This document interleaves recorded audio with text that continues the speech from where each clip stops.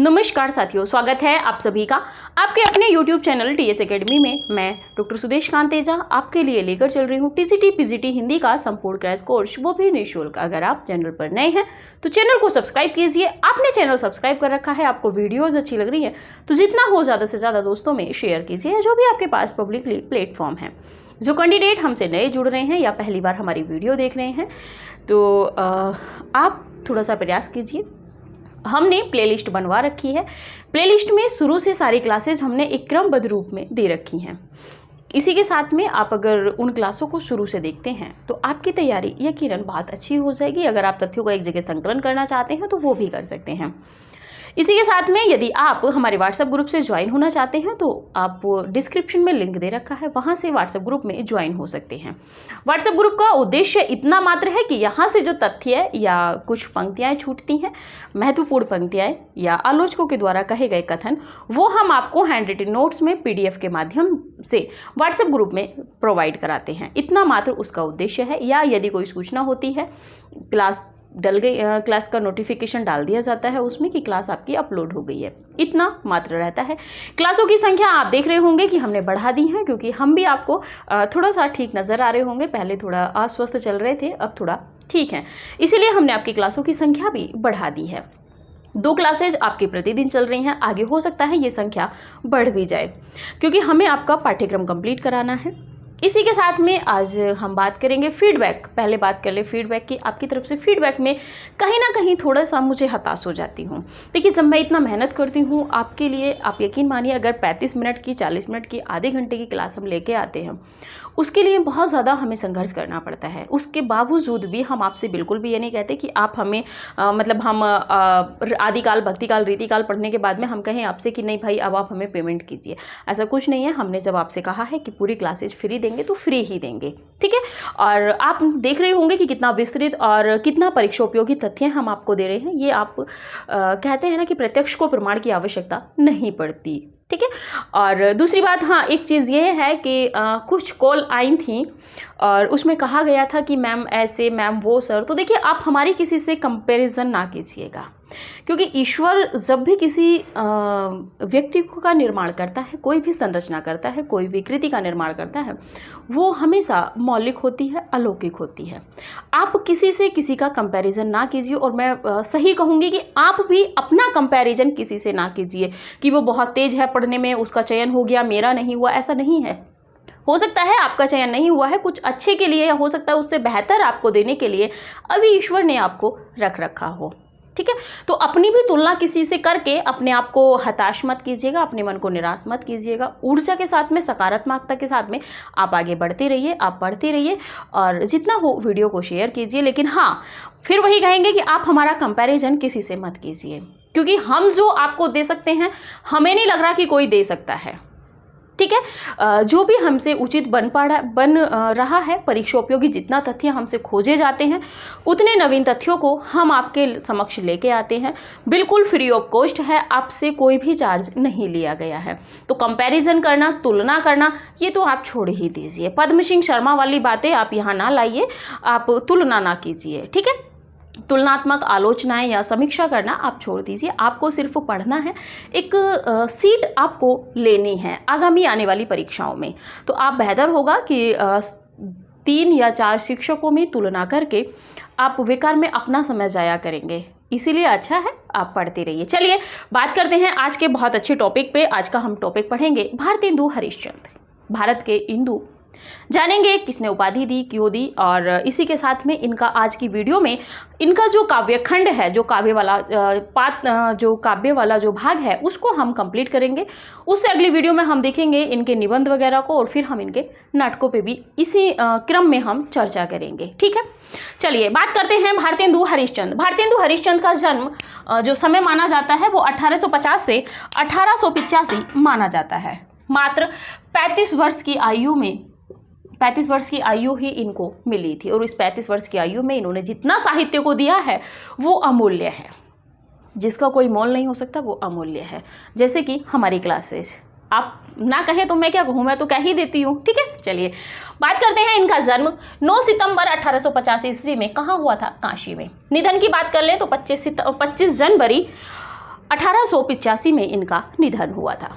पिता की बात करें तो गोपाल चंद गिरधर दास हैं, गोपाल चंद गिरधर दास, ठीक है। और इनके पिता भी एक साहित्यिक श्रेणी में ही आते हैं। इनके पिता का जो नहुष नाटक है वो भी बहुत चर्चित है, आगे देखेंगे जब नाटक में पहुंचेंगे। बात कर लें, इनके गुरु राजा शिव प्रसाद सितारे हिंद माने गए हैं। गुरु कौन है? राजा शिव प्रसाद सितारे हिंद। अन्यत्र आपको मिलेंगे लेकिन वो परीक्षोपयोगी नहीं है। बात करते हैं 1880 ईस्वी में इन्हें पत्रकारों व साहित्यकारों ने भारतेंदु की उपाधि दी थी। भारतेंदु, भारत का इंदु यानी कि चंद्रमा। भारत का चंद्रमा किसको कहा गया है? तो भारतेंदु को। कब दी गई थी? तो 1880 ईस्वी में। किसने दी थी? साहित्यकार और जो पत्रकार थे उन्होंने उपाधि से सम्मानित किया था। यह उपाधि देने का जो प्रस्ताव था ये कब चला और किसके माध्यम से? यह प्रस्ताव 1880 ईस्वी में ही सार सुधा निधि पत्रिका में दिया गया था। यानी कि ये पहले प्रस्ताव था कि एक होती है ना समीक्षा रूप में, तो कुछ ने समीक्षाएं की और वो किस में निकली थी? सार सुधा निधि पत्रिका में। इसमें कहा गया था कि भारतेंदु को, हरीशचंद्र को भारतेंदु कहा जा सकता है। उसी के बाद में पत्रकारों ने और साहित्यकारों ने इस पत्रिका के माध्यम से समर्थन दिया और इनको भारतेंदु कहा गया। ये उर्दू में, यानी कि भारतेंदु उर्दू में रसा उपनाम से कविताएं लिखते थे या जो भी शायरी वगैरह करते थे, किस नाम से करते थे? रसा उपनाम से। यहाँ पे 3-4 रचनाकार आपको ऐसे मिलेंगे जो उर्दू में भी दूसरे नाम से करते, तो वो आपको ध्यान रखना होगा। बात कर लेते हैं, भारतेंदु ने गद्य के लिए खड़ी बोली तथा काव्य के लिए ब्रज भाषा का प्रयोग किया था। कुछ रचनाएं इन्होंने खड़ी बोली में भी लिखी है, लेकिन अधिकांश जो रचनाएं की हैं काव्य में वो ब्रज में की हैं। और जो कथा साहित्य है इनका, मतलब जो साहित्य है, नाटक की बात करें, निबंध की बात करें, ये सब इनका खड़ी बोली में है। भारतेंदु किस में दीक्षित थे? तो पुष्टि मार्ग में दीक्षित थे। इन्हें आधुनिक हिंदी रंगमंच का आद्य संस्थापक भी कहा जाता है। किसको? भारतेंदु को। भारतेंदु ने लगभग 70 काव्य कृतियों की रचना की है। कितने काव्य संग्रह, कितनी काव्य रचनाएं मिलती हैं इनकी? 70 के लगभग। भारतेंदु की सभी काव्य रचनाएं किस में है? तो भारतेंदु ग्रंथावली के प्रथम भाग में, शायद 3 या 4 भागों में ये प्रकाशित है भारतेंदु ग्रंथावली। तो प्रथम भाग जो है उसमें इनका काव्यखंड क्या कहते हैं, सम्मिलित है या संकलित किया गया है या उसमें प्रकाशित है। ठीक है, आप स्क्रीनशॉट लीजिए, फिर आगे देखते हैं।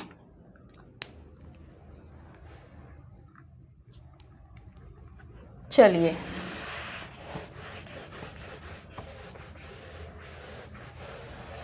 देखिए इतना यूनिक हम आपको क्लासेस दे रहे हैं, तो आप कंपैरिजन क्यों कर रहे हैं? हमें समझ में नहीं आता कि आप इस तरह मैसेज पर्सनल क्यों कर देते हैं, जबकि आपको तो सब कुछ मिल रहा है।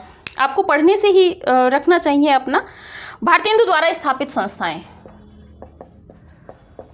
भारतेंदु ये छोटी छोटी हैं, इनको देख लेते हैं। द्वारा स्थापित संस्थाएं कौन कौन सी हैं? तो पहले नंबर पे है कविता वर्धनी सभा। कविता वर्धनी सभा कब की है? तो 1870 ईस्वी में। दूसरे नंबर पे बात कर लें तो पेनी रीडिंग क्लब, पेनी रीडिंग क्लब, और इसका समय है आपका 1873 ईस्वी। फोर्थ नंबर पे बात करें तो तदीय समाज, आप इसको पढ़ भी चुके हैं, तो तदीय समाज, लेकिन हम आपको एक जगह संकलन देते हैं इसीलिए हम आपको लिखवा रहे हैं तदीय समाज। बात कर लेते हैं भारतेंदु द्वारा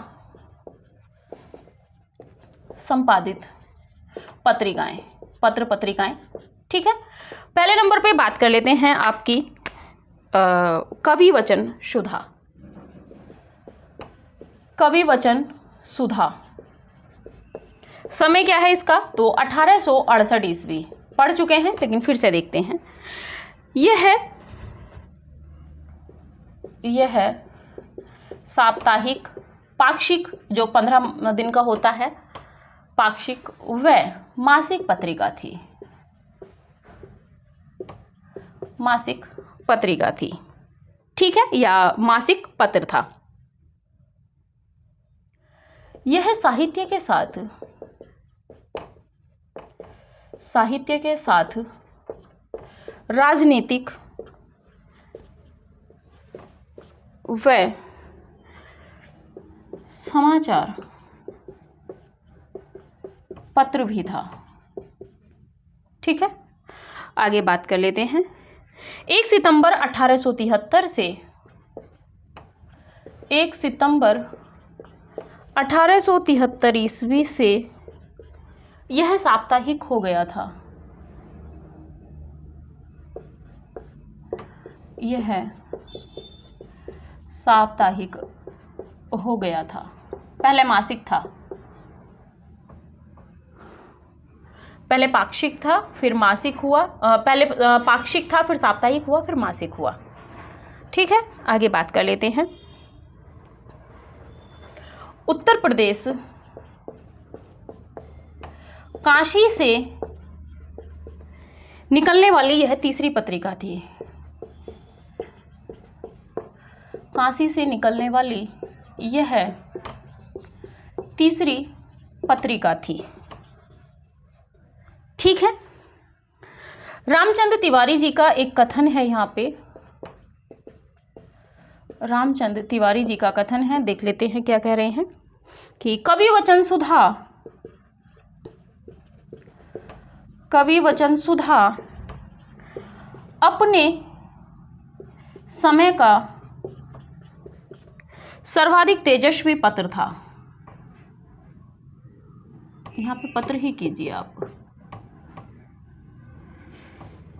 अपने समय का सर्वाधिक तेजस्वी पत्र था। उसे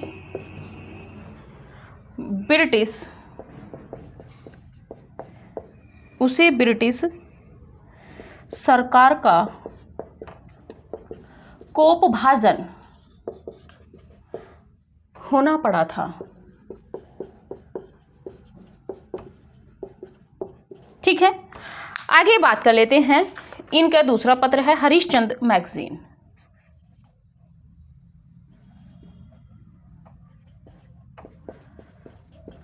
हरिश्चंद्र मैगजीन।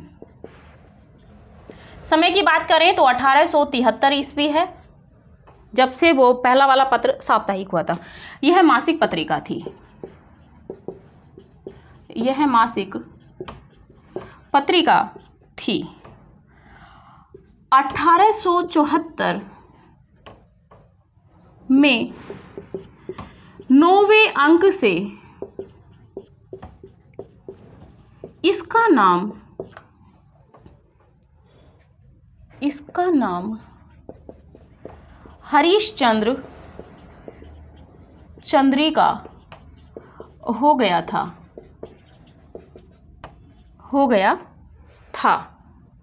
ठीक है, इसकी विशेषता है कि यह विज्ञान साहित्यिक धार्मिक उपन्यास व अन्य क्षेत्रों की समीक्षाएं प्रकाशित करता था। ये पत्र जो था प्रकाशित कौन सा, हरिश्चंद्र मैगजीन करता था। बात कर लेते हैं तीसरे पत्र की, बाला बोधिनी। बाला बोधिनी समय की बात करें तो 1874 ईस्वी इसका समय ठहरेगा। बात कर लेते हैं भारतेंदु ने यह पत्रिका 4 वर्षों तक चली थी। 4 वर्षों तक चली थी। यह स्त्रियों के उपयोग के लिए, स्त्रियों के उपयोग की दृष्टि से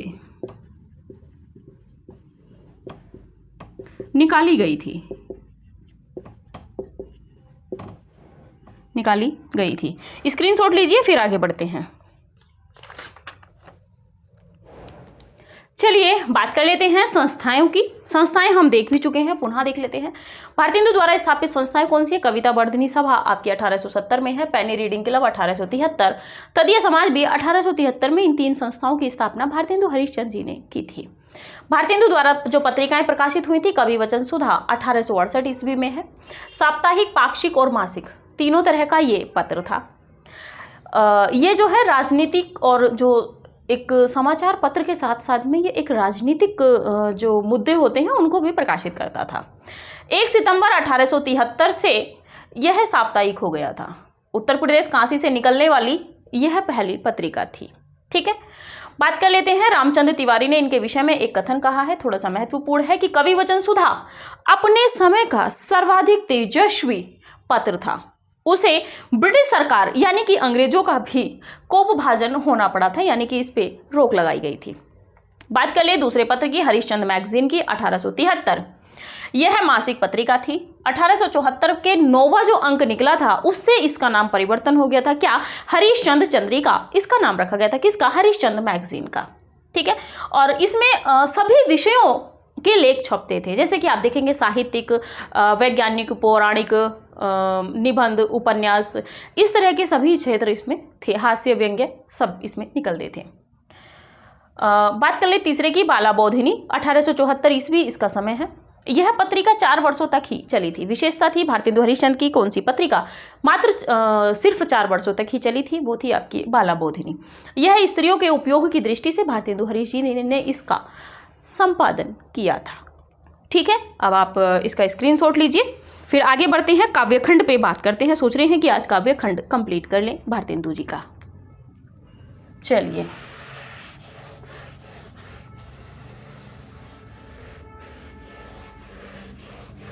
बात कर लेते हैं भारतेंदु द्वारा रचित काव्य कृतियां।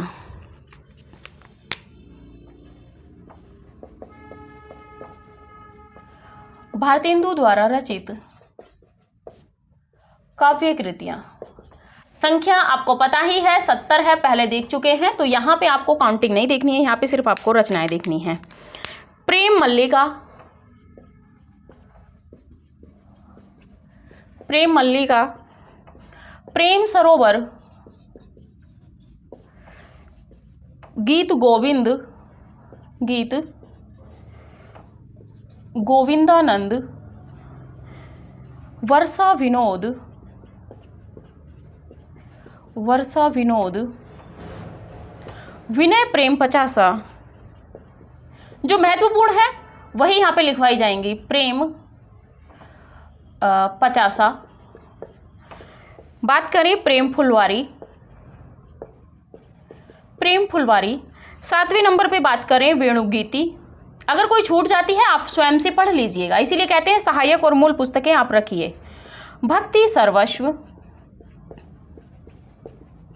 भक्ति सर्वस्व, उत्तरार्ध, भक्तमाल, प्रेम प्रलाप, प्रेम तरंग, प्रेम तरंग के बाद में विजय वल्लरी। 13वें नंबर पे बात करें तो विजयनी विजय वैजंती, विजयनी विजय वैजंती।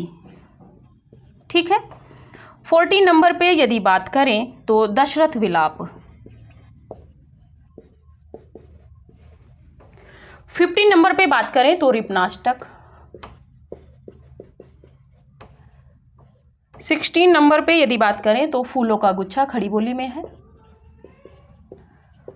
फूलों का गुच्छा। 17वें नंबर पे बात करें तो उर्दू का स्यापा, स्यापा शैली में है, उर्दू का स्यापा, स्यापा शैली में है। 18वें नंबर पे बात करें तो बकरी बिलाप। 19वें नंबर पे बात करें तो कार्तिक स्नान। वो इस पे ध्यान दीजिएगा, कभी फिर आप कमेंट करो कि हमें स्पष्ट नहीं दिख रहा। कार्तिक स्नान के बाद में बात करते हैं भारत भिक्षा। 21 पे बात करें तो मुंह दिखावनी, मुँह दिखावनी। 22 नंबर पे बात करें तो प्रेमाश्रु वर्णन। प्रेमाश्रु वर्णन, देखिए एक एक शब्द हम आपको लिखवा रहे हैं, ठीक है। रानी छद्म लीला, रानी छद्म लीला। 24वें नंबर पे यदि बात करें तो तन्मय लीला, दोनों प्रबंधात्मक हैं, तन्मय लीला। 25वें नंबर पे बात करें तो यमुना छवि, यमुना छवि। 26वें नंबर पे बात करें तो हिंदी भाषा, ये निबंधात्मक है, हिंदी भाषा। 27वें नंबर पे यदि बात करें तो प्रबोधिनी। 28वें नंबर पे यदि बात करें तो बंदर सभा, पैरोडी है, बंदर सभा। 29 में बात करें तो समधिन, समाधिन भी होता है, समधिन। मधुमास, समाधिन भी मिलता है कहीं कहीं, समधिन भी मिलता है। 30 पे बात करें तो विजय वल्लरी, हुआ तो नहीं है ना,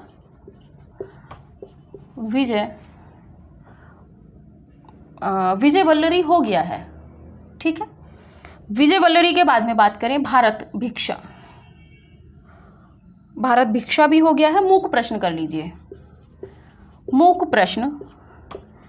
31 की बात करें तो प्रातः समीरण। 32 की बात करें तो जातीय संगीत,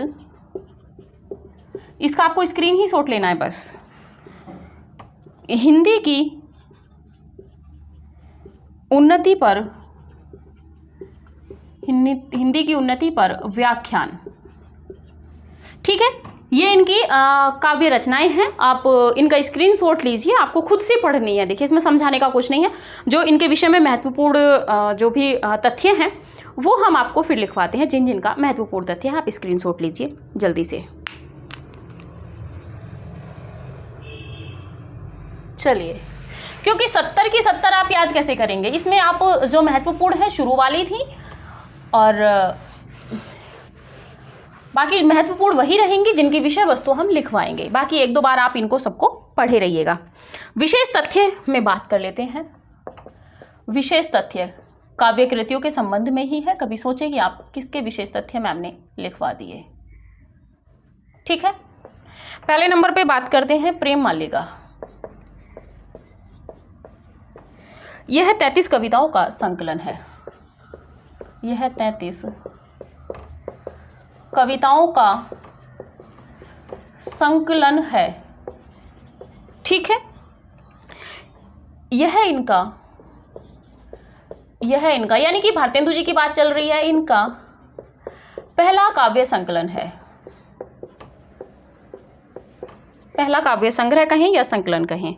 महावीर प्रसाद द्विवेदी ने, आलोचक बाज नहीं आएंगे, महावीर प्रसाद द्विवेदी ने, खुद तो चले गए, महावीर प्रसाद द्विवेदी ने इस काव्य की कटु निंदा की है, इस काव्य की कटु निंदा की है। किसकी?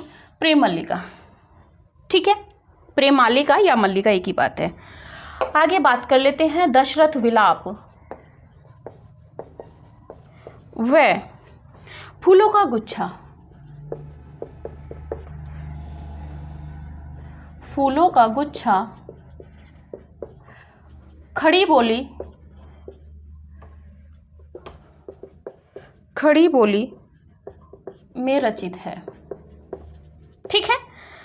विजयिनी विजय वैजयंती थोड़ा सा महत्वपूर्ण है। विजयिनी विजय वैजयंती, विजयिनी विजय वैजयंती, विजय वैजयंती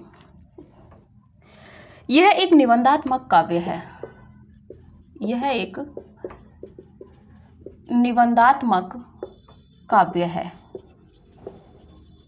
ठीक है। यह कविता मिश्र में, यह कविता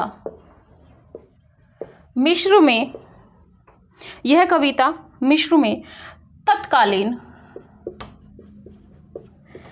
भारतीय सेना को,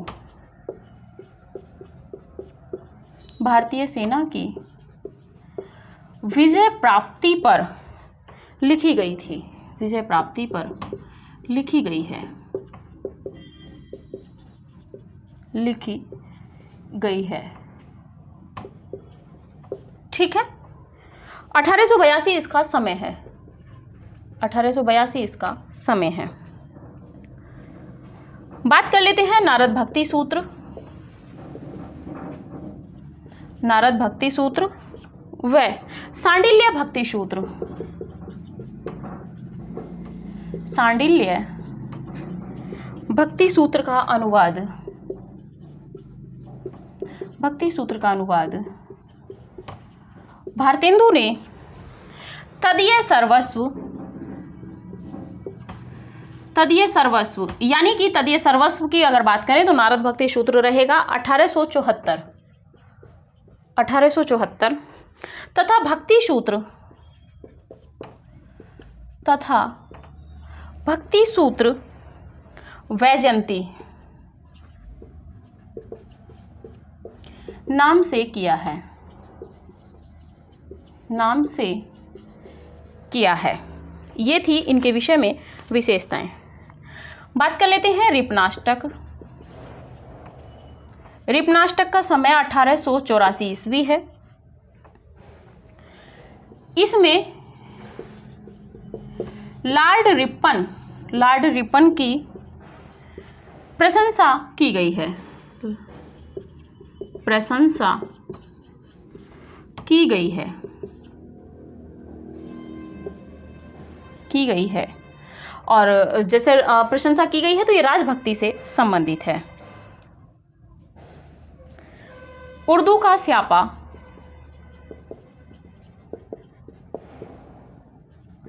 स्यापा शैली में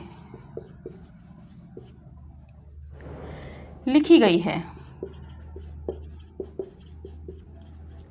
लिखी गई है। इसमें भारतेंदु ने राजा शिव प्रसाद, राजा शिव प्रसाद सितारे हिंद पर व्यंग्य किया है।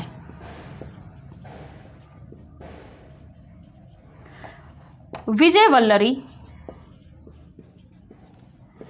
वल्लरी काबुल विजय के उपलक्ष्य में लिखी गई है। मार्कर भी मना करता है लास्ट तक के उपलक्ष्य में लिखी गई है, लिखी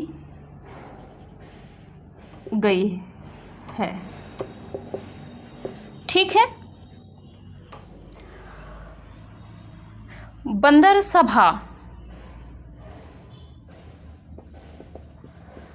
बंदर सभा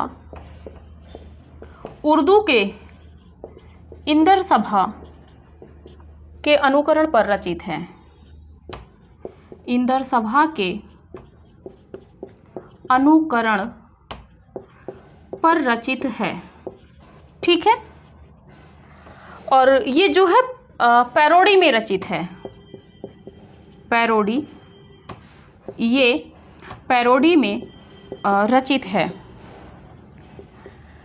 पैरोडी का मतलब होता है किसी भी जो कोई गाना उना होता है, जो पंक्तियाँ होती हैं उनका तोड़ मरोड़ कर उन्हें पुनः स्थापित करना, जैसा कि इसमें किया गया है। आप इसका स्क्रीनशॉट लीजिए, फिर इसको डिवाइड करते हैं।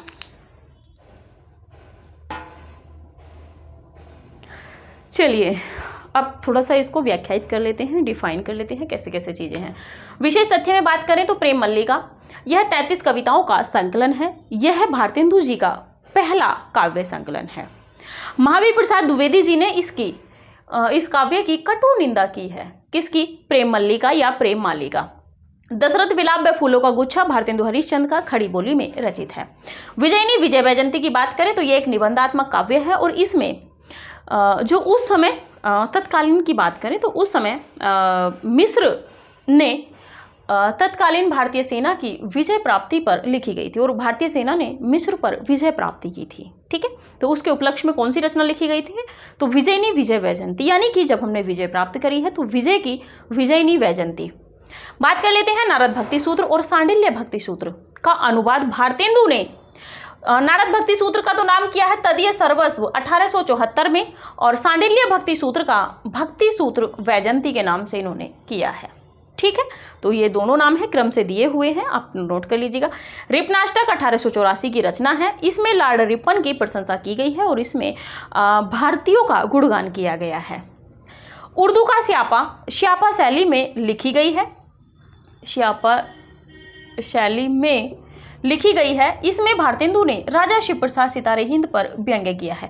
प्रश्न बनेगा निम्नलिखित भारतेंदु ने अपने गुरु, क्योंकि राजा शिव प्रसाद सितारे हिंद इनके गुरु हैं, अपने गुरु पर व्यंग्यात्मक जो टिप्पणी की है वो किस रचना में की है, तो आपका रहेगा उर्दू का स्यापा।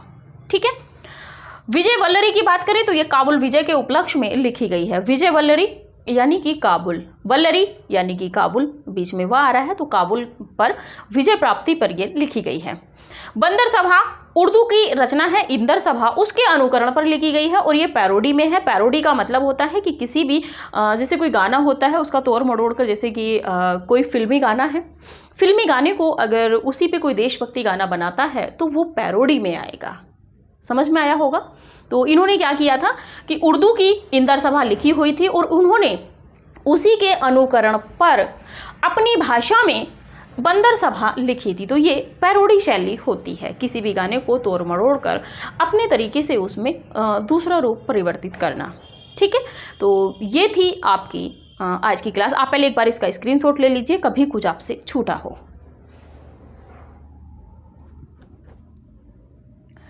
तो ठीक है, आज की क्लास हम यहीं तक रखते हैं।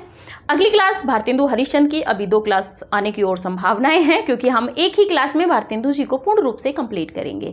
मुझे लग रहा है कि आपको भी हमारा जो ये तरीका है पसंद आएगा, क्योंकि यहाँ पे हम भारतेंदु जी का निबंध और उपन्यास उनके जो भी हैं और आगे चल के जो उनकी नाटक हैं, तो सभी को यहीं पे पढ़ लेंगे। उसके बाद हमें आगे इनको नहीं पढ़ना पड़ेगा। जब हम नाटकों में पढ़ेंगे तो सिर्फ उनका विभाजन पढ़ेंगे एक बार की बस, फिर हम उसको आप पुनः इसमें देखिएगा, क्योंकि एक ही साथ हम सोच रहे हैं कि आपका सिलेबस भी कवर होता चले। ठीक है, क्योंकि 2 बार हम भारतेंदु नहीं पढ़ाएंगे, क्योंकि अगर हम पेड होते तो शायद हम आपको 4 बार भी भारतेंदु पढ़ाते, लेकिन यहाँ पे आपको इस तरह से क्लासेस दी जा रही हैं तो आपको भारतेंदु के नाम से एक ही बार में हम यहाँ पे कंप्लीट करा देंगे। ठीक है, तो आज की क्लास यहीं तक रखते हैं। क्लास को जैसी भी लगी हो आपको, अगर आपको लगा है कि परीक्षा उपयोगी तथ्य हमें मिल रहे हैं तो कमेंट कीजिए। क्लास को जब लेने के लिए आते हो तो लाइक किया कीजिए, क्लास लेने के बाद में कमेंट कीजिए, और क्लास लेते ही लाइक करने के बाद क्लास पढ़ने से पहले आप क्लास को शेयर कर दिया कीजिए, क्योंकि आपके पढ़ने से पहले देखिएगा आप जिसको शेयर की है, अगर वो क्लास पढ़ लेता है तो वो आपको कहेगा कि हाँ वास्तविकता में ही अच्छी क्लास थी, क्योंकि हम जो तथ्य आपको ला रहे हैं वो प्रामाणिक हैं एक तरह से।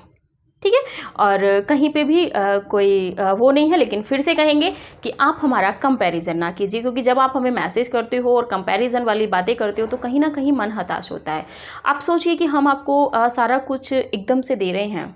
ठीक है, कोई पैसा आपसे नहीं लिया, कोई चार्ज आपसे नहीं लिया है, उसके बाद विधिवत रूप से आप कहते हैं कि मैम क्लासों की संख्या बढ़ा दीजिए, हमारी जैसी सिचुएशन रहती है, जैसी स्थिति रहती है, हम वैसी क्लासेस बढ़ा देते हैं।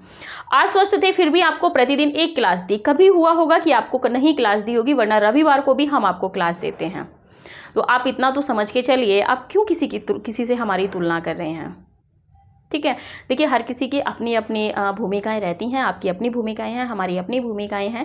तो आप इस थोड़े से शब्दों की मर्यादा में रहिए। आप साहित्य के विद्यार्थी हैं, साहित्य को अच्छे से परख रखा है, साहित्य को अच्छे से पढ़ रहे हो। अगर अभी तक भी आपने नहीं पढ़ा है तो आप हमारे साथ पढ़िए, आपको बहुत ज़्यादा कुछ सीखने को मिलेगा। जितना आपने पढ़ा है उससे ज़्यादा आपको सीखने को मिलेगा। तो आप हमारा कंपैरिजन किसी से ना कीजिए। हम फिर वही कह रहे हैं, क्योंकि फिर हम हताश हो जाते हैं। ठीक है, और ऐसा तो खैर नहीं कहेंगे कि हम क्लास बंद करेंगे, क्योंकि फिर कमेंट उल्टी सीधी आने लगती हैं। इस चीज़ से कोई मतलब भी नहीं है, और हमने जो वादा किया है वो हम पूरा करेंगे। जो भी हमसे कैंडिडेट जुड़े हुए निरंतर हमारे साथ चल रहे हैं उनकी मैं बहुत आभारी हूँ। ठीक है, और बाकी DS एकेडमी आपका अपना परिवार है, आपको जितना हो इसको बढ़ाते रहिए, और बाकी हमसे तो जितना बन पड़ रहा है हम आपको बेहतर ही नहीं बहुत बेहतर देने का प्रयास कर रहे हैं। तो ठीक है, मिलते हैं अगली क्लास, फिर भारतेंदु जी की रहेगी। देखेंगे भारतेंदु जी के उपन्यास और निबंधों के विषय में विस्तृत चर्चा करेंगे। उसके बाद में फिर नाटकों पे प्रवेश करेंगे। ठीक है, तो हमें लग रहा है कि भारतेंदु जी अभी 2 क्लासों में और हमारे साथ बने रहेंगे। तो तो ठीक है, अभी की क्लास इतनी ही रखते हैं। तब तक अगली क्लास का आप इंतज़ार कीजिए। इस क्लास को पढ़िए, इससे पहली क्लासें हैं उनको पढ़िए, जितना हो वीडियो को शेयर कीजिए, दोस्तों से भी कहिए कि पढ़ें, चूके ना, क्योंकि फिर परीक्षाएं आ जाएंगी। परीक्षा की तिथि जब निर्धारित हो जाएगी आप तैयारी नहीं कर पाएंगे, तो इसीलिए अच्छा है शनि शनि चलती रहिए। कहते हैं कि कछुए वाली चाल में जब आप चलेंगे तभी आप सफलता प्राप्त करेंगे, खरगोश की चाल से कुछ नहीं होगा। ठीक है, तो अभी के लिए इतना ही, मिलते हैं अगली क्लास में, तब तक के लिए नमस्कार।